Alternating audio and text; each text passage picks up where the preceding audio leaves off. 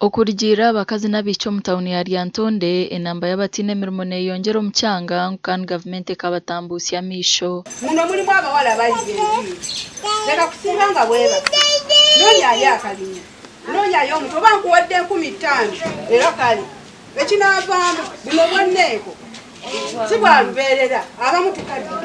Waliwo ekigenda okujja nga mu butuufu bino bye tweyogezaako nga tebikyaliwo ngo bwanneeko babuweze.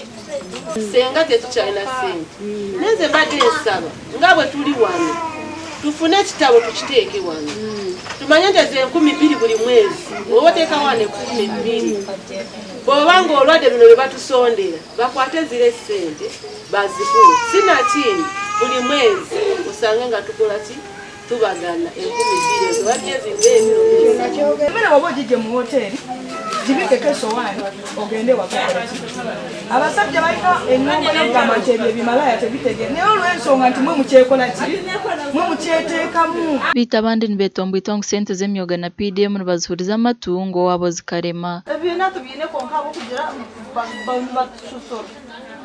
Ahabwe nti bari kubasosora hino kumuratira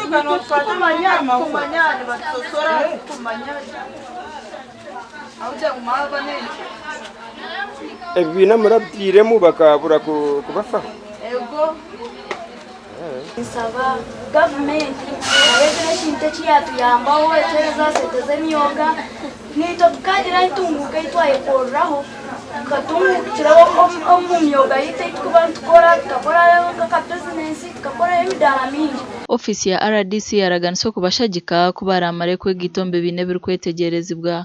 Itu ntubashemero berundane batunge sente z'emyoga gavumenti ebihereza obuyambi obundi tokamanya aha nguuto bariho ahabwe ebizibu mbwenu kuba kutunga sente bakora gavumenti yabafaninga yabahereza omukono obundi bakaraga aha kwetunda bakozesa emikono yabo baba abantu b'amaani nabo mu ihanga ryaitu lya Uganda. Amakuru agasha kwa Sunday William.